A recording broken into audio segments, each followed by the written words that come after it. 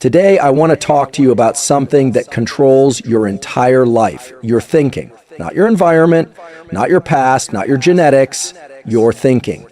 And here's the truth. If you don't discipline your thinking will discipline you. Every day, you're making thousands of decisions, some small, some huge, all filtered through your thoughts. And most of those thoughts, you didn't even choose. They're habits, they're conditioned, they're distractions. But the good news is this, you can take control, you can rewire your brain. Your mind is not fixed, it's plastic. It's called neuroplasticity, and it's science, not fiction. And that's where discipline comes in. Mental discipline isn't about thinking positively, it's about thinking deliberately, about training your thoughts like you'd train a muscle. Consistency, repetition, and intensity. Want to stop overthinking? Train your focus. Want to stop procrastinating? Train your clarity. Want to stop doubting yourself? Train your internal language. The truth is, your thoughts will shape your actions, and your actions shape your reality. So here's my challenge to you. Be ruthless with your mental habits. Catch the noise. Interrupt it. Replace it. Refocus. Do it again and again until your mind becomes your ally, not your enemy. This is not easy, but it's simple and it's powerful. You don't need motivation to change your mind. You need discipline. Train your thoughts, shape your life. Every single outcome in your life, your success, your failures, your relationships, your habits, even your sense of identity, begins in the mind. Before a single action is taken, before a single word is spoken, a thought is formed. That thought sets the tone, it creates momentum, and over time, repeated thoughts become beliefs, and those beliefs, they drive behavior. That behavior creates results. So if you want to change your reality, you must start by changing the way you think. Now, this isn't just motivational fluff. This is grounded in neuroscience. Your brain is constantly mapping reality based on the input it receives. And that input includes not just what you see or hear, but what you think about what you see or hear. Your brain doesn't just respond to the outside world, it responds to the meaning you attach to it. Two people can go through the exact same situation and have completely different experiences simply because they think about it differently. This is why your thinking is so powerful, because it acts like a lens. If your thinking is cloudy, fearful, reactive, or negative, then everything you see gets distorted. Opportunities look like risks. Feedback sounds like criticism. Challenges feel like threats. On the other hand, if your thinking is clear, focused, and intentional, you begin to navigate life differently. Problems become puzzles. Failures become data. Delays become patience, training. Your mind is the filter through which you experience life. And that filter can either expand your reality or shrink it. Many people live in mental prisons without even realizing it. Trapped not by circumstances, but by the way they think about those circumstances. They talk themselves out of goals. They second-guess every move. They anticipate failure before even trying. And here's the truth. If you don't take ownership of your thinking will take ownership of you. That's why mental discipline is non-negotiable, because the quality of your thoughts is the foundation of everything else. Garbage in, garbage out. But intentional, disciplined thought, that's the starting point of growth, success, and freedom. One of the most overlooked truths about the human mind is that most of our thoughts aren't new, they're recycled. You're not waking up each day with a blank mental canvas. In fact, according to research, the average person has around 60,000 to 70,000 thoughts per day, and up to 90% of those are the same as the day before. That means the majority of your thinking is just a loop. Thoughts that are conditioned, automatic, and deeply embedded into your neural circuits. You're not consciously choosing most of them. They've been shaped by your past experiences, your environment, your emotional history, and even your upbringing. So when we talk about thinking, we're not talking about sitting and pondering deeply. We're talking about the background noise that's constantly running, influencing your mood, your focus, your decisions, and ultimately your life. It's like running on autopilot. And the problem is, autopilot doesn't care about your goals. Autopilot runs the program that's already been written, even if that program is filled with doubt, negativity, fear, comparison, distraction, or procrastination. That's why people often feel stuck. They try to change their lives, but they're using the same thinking patterns that created the problems in the first place. You can't build a new life with old thoughts. That's why awareness is the first step to mental discipline. You have to recognize that your mind is constantly offering you thoughts, and not all of them are useful. Just because a thought appears doesn't mean it's true. Just because it's loud doesn't mean it's right. And just because it's familiar doesn't mean it's serving you. If you don't step in and challenge those habitual, unconscious thoughts, they will continue to direct your behavior. Quietly, invisibly, and consistently. It's like having a playlist on repeat that you didn't even choose, and then wondering why you feel the same, act the same, and get the same results. The key is to realize you are not your thoughts, you are the observer of your thoughts. And once you recognize that, you can begin to filter them, question them, and replace them with ones that align with who you want to become, not just who you've been. One of the most empowering discoveries in neuroscience is the concept of neuroplasticity, the brain's ability to change, adapt, and rewire itself throughout your life. For decades, people believed that the brain was hardwired after a certain age, that your patterns of thinking, your habits, your personality, even your intelligence were set in stone. But now we know better. Your brain is like clay, not concrete. And the thoughts you repeat, the behaviors you engage in, the emotions you feel, they all carve new pathways in your neural circuits. Every time you focus your attention in a certain direction, you are reinforcing a network of neurons. And the more you activate that network, the stronger it becomes. That's how habits are formed. Not just behavioral habits, but mental ones too. This means you are not stuck with the way you think right now.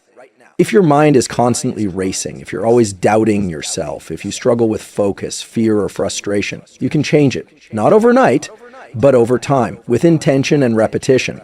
It's just like going to the gym. At first it feels hard, even unnatural.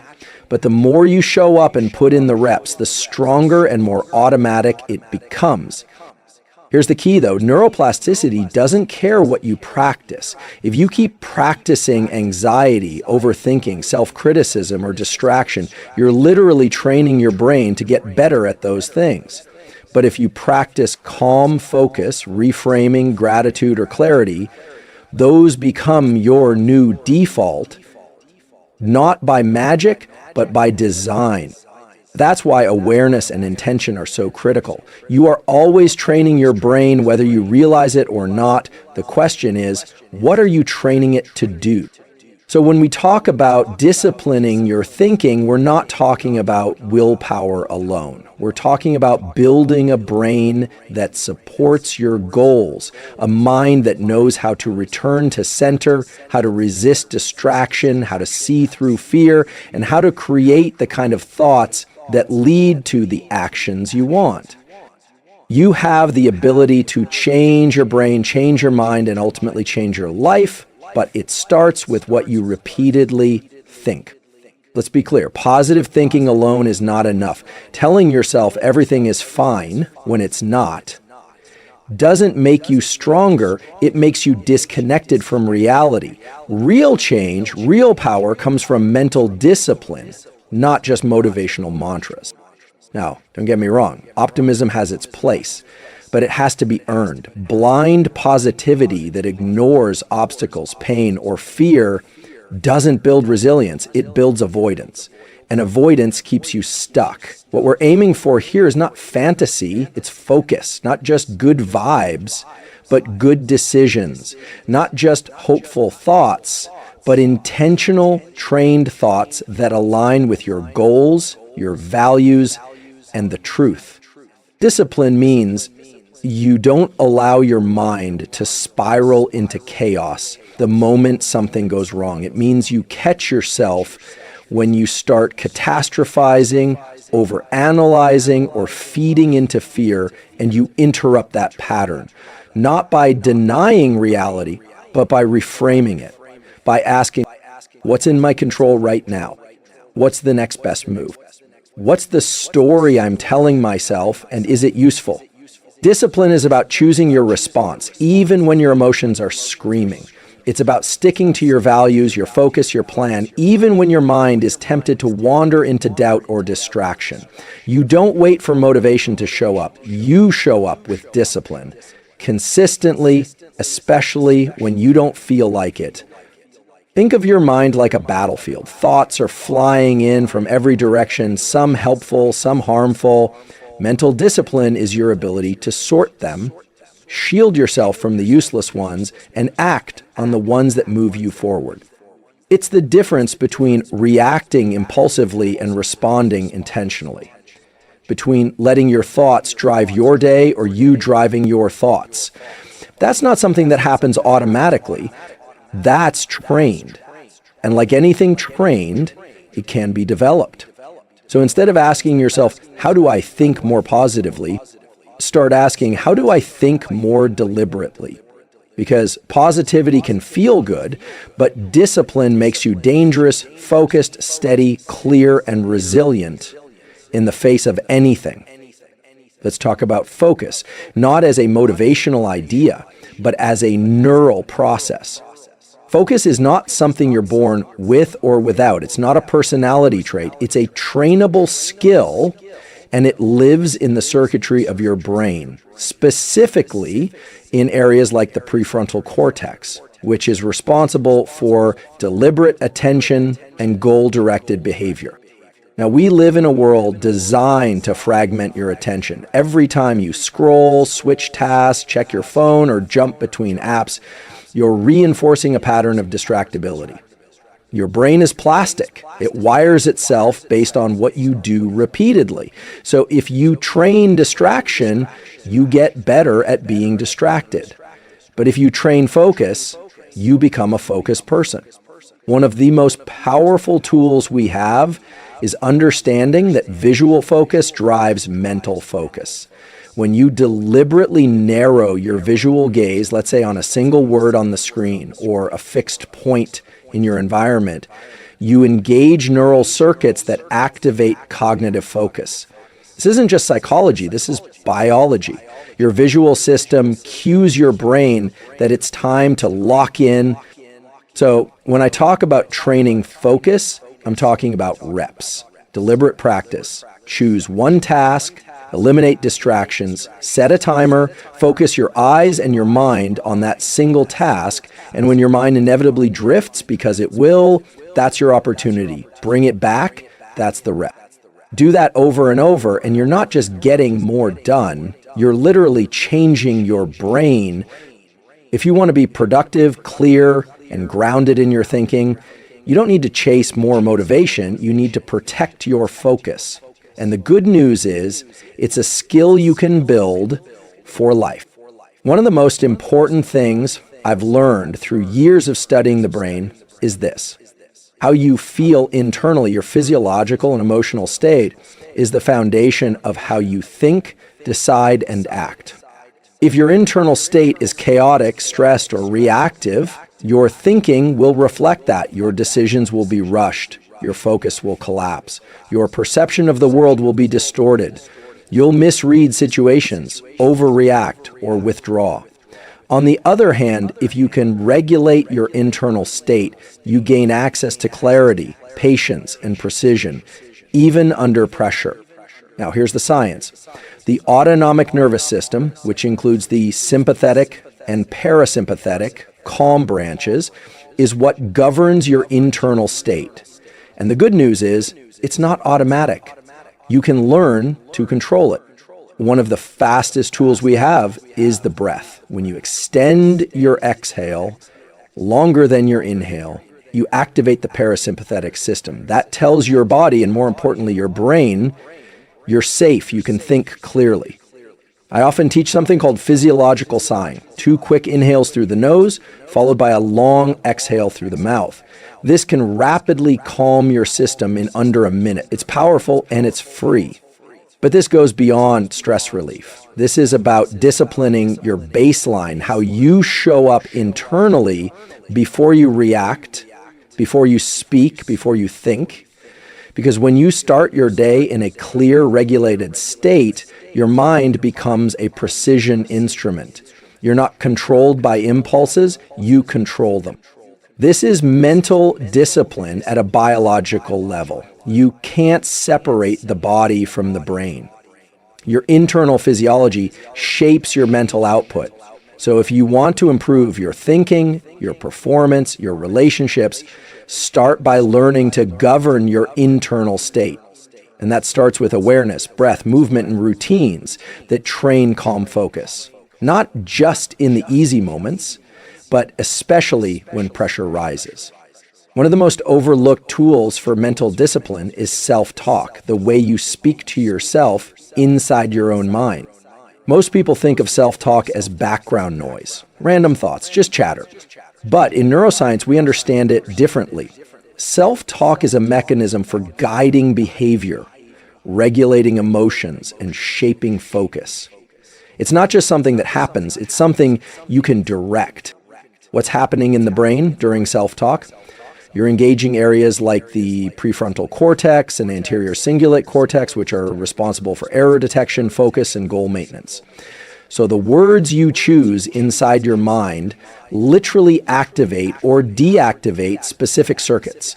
Circuits that determine how alert, motivated, or discouraged you feel. Here's the key insight. You don't need to believe every thought you have, but you do need to become aware of them. And once you're aware, you can start using language that supports your performance, your discipline, your direction. I'm not talking about fake positivity. I'm talking about clear, concise, and actionable internal language. For example, when you're under stress, instead of saying, "I can't do this," train yourself to say, "This is hard, but I know what to do next." When you feel distracted, don't spiral. Say, "Come back, just focus on the next step." What you say to yourself shapes what your brain prepares to do. Over time, this becomes a feedback loop. If your self-talk is chaotic, reactive, or self-defeating, your mental discipline will collapse under pressure. But if your self-talk is deliberate, clear, and steady, you train your brain to stay online when others check out. That's real power. So start treating your inner dialogue like a performance tool, because it is. Edit your internal script. Keep it sharp, keep it useful, keep it aligned with who you're becoming, not just who you've been. There's a common misconception that in order to change your thinking or behavior, you first have to feel like a different person. More confident, more motivated, more disciplined. That's not how it works. What we see in neuroscience and in real-world behavior change is that your identity actually follows your actions, not the other way around. Every time you take a disciplined action, even something small like sitting down to focus when you don't feel like it, or redirecting your attention back to a task, or overriding a negative thought, you send a signal to your brain, "This is who I am now."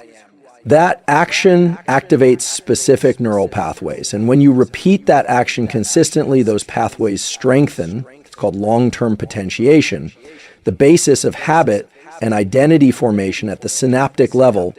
So if you want to become someone who thinks clearly, acts with purpose, and maintains discipline, you don't wait until you feel like that person. You act like that person now. You lead with behavior, and your nervous system adapts. This is powerful because it means you're not at the mercy of your past or your current emotions. You can literally recast your identity one intentional action at a time. And here's what matters. Consistency beats intensity. Small, repeated actions done with presence, those are what shift your brain and your self-image. Discipline isn't a switch, it's a system. And over time, that system becomes who you are. So every time you choose focus over distraction, every time you replace a reactive thought with a grounded one, every time you take control of your internal state, you're not just practicing discipline, you're becoming it. So if there's one thing I want you to take away from this, it's that you are not at the mercy of your mind. You are the architect of it. Discipline is not about perfection. It's not about force. It's about intention, awareness, repetition. It's about choosing in the moment to interrupt the old loop and replace it with a better one. Your brain is designed to change. That's not opinion. That's biology. You have the tools, you have the capacity, and every decision you make, no matter how small, is a vote for the kind of mind you're building. So the question is no longer, can I become more disciplined? The real question is, am I willing to train it today, tomorrow, and the day after until it becomes who I am? Because the mind you train is the life you live. And the life you live starts with how you think.